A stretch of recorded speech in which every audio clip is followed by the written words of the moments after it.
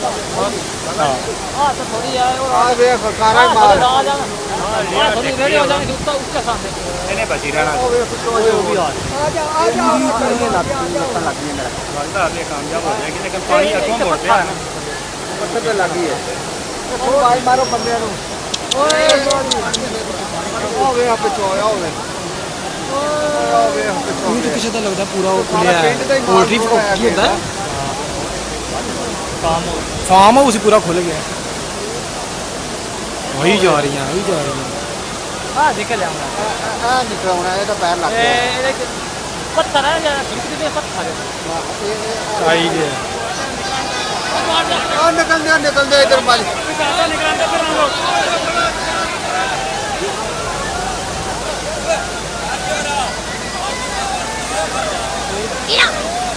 तू साइड पे हो जा यार खुदा दे ना निकलन दे बेचारे